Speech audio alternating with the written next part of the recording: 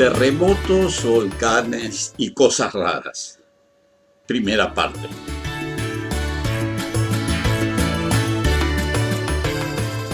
En este video voy a procurar contar algunas cosas que considero de interés, alternadas con experiencias y anécdotas que me ocurrieron durante mis varias y productivas estadías en territorio mexicano.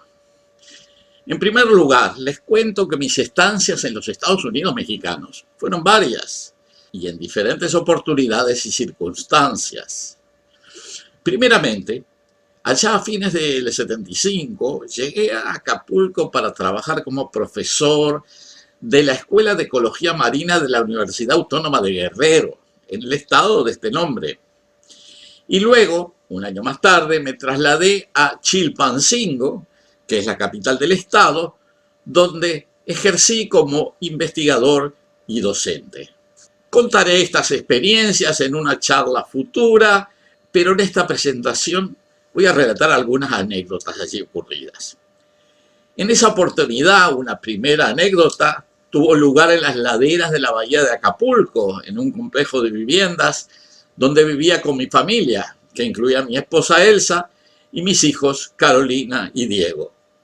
Ocurrió que una noche, a eso de las 3 de la mañana, la cama comenzó a saltar inesperadamente mientras dormíamos.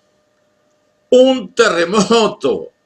Saltamos de la cama en la oscuridad, pues en esos casos se cortan las luces.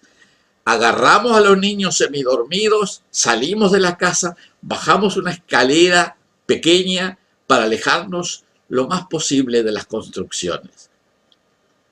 Un par de minutos y el temblequeo cesó.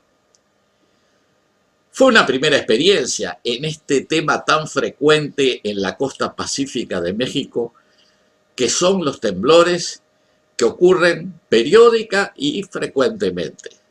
Pero no fue la única experiencia.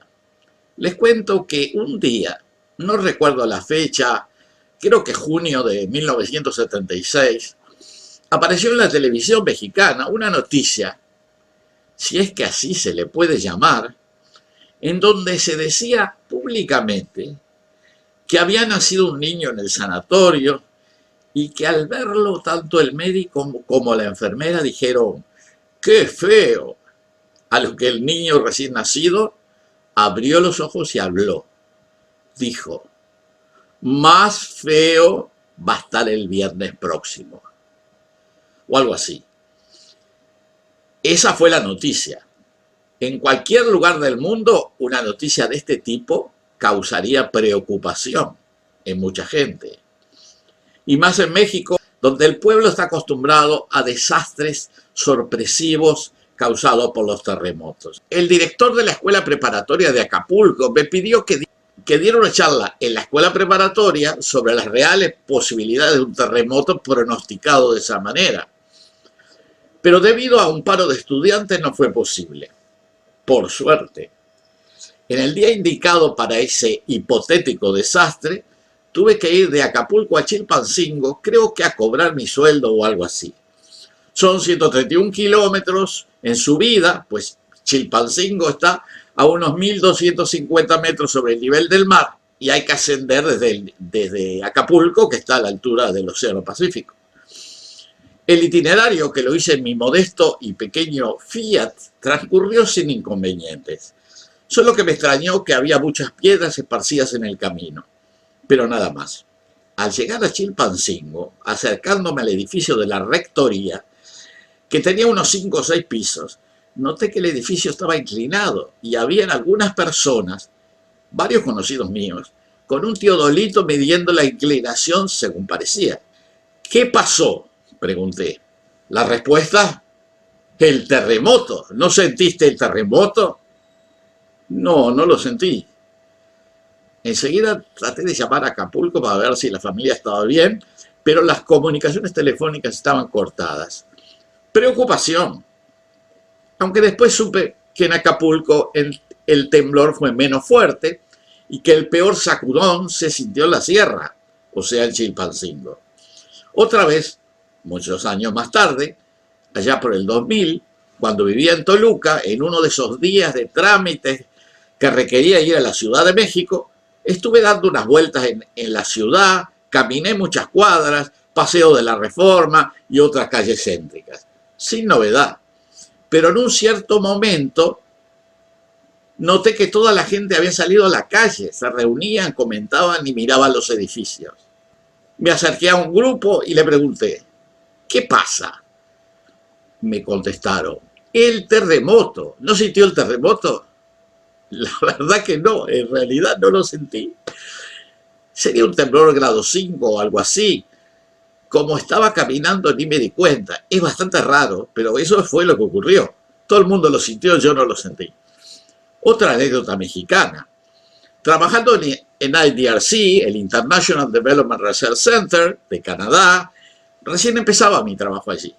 Tuve que ir a México a un congreso de hidrogeología en la UNAM, que es la Universidad Central de México.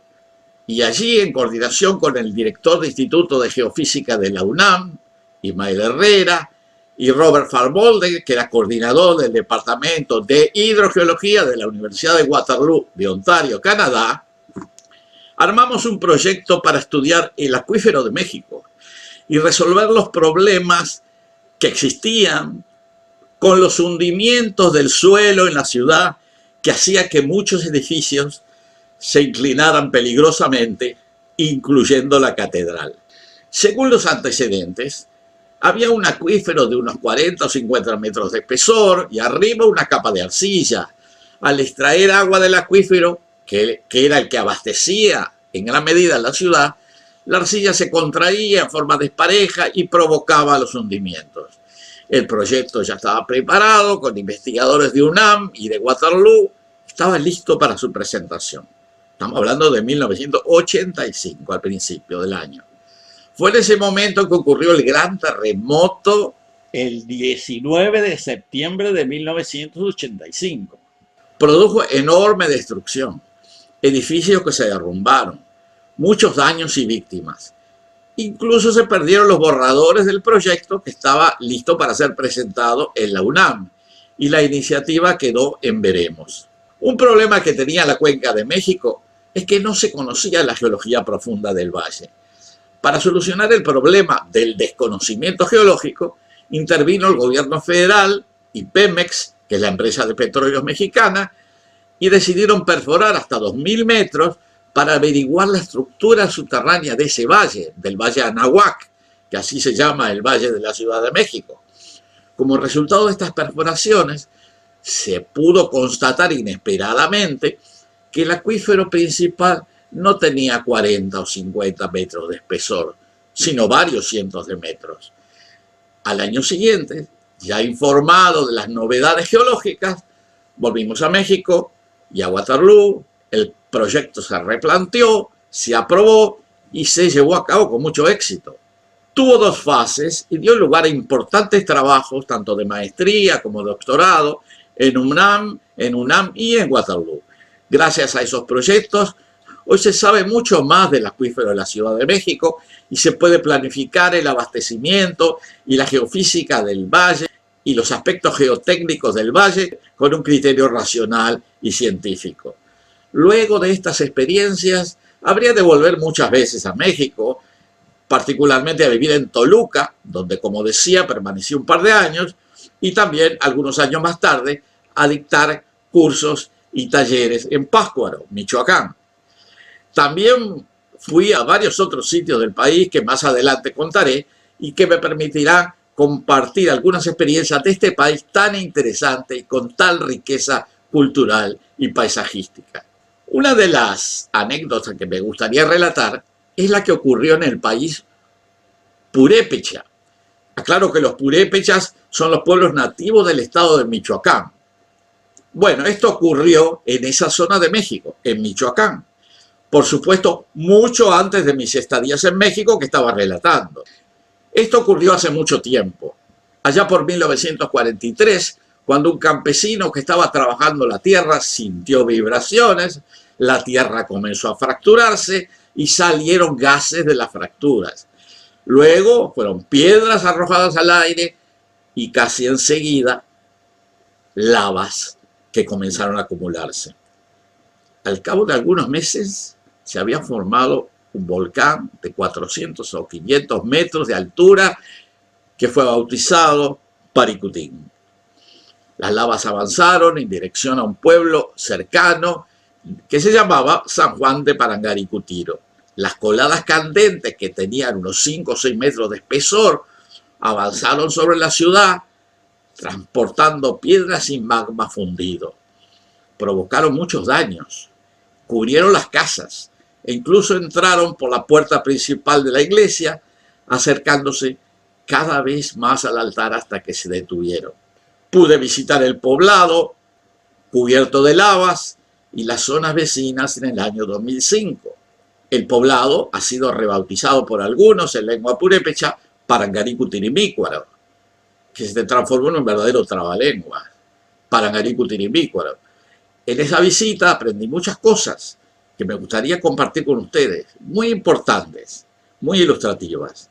Bueno, aquí dejo esta charla para continuarla en un segundo video que presentaré en los próximos días y que se llamará La destrucción y renacimiento de San Juan Parangaricutiro.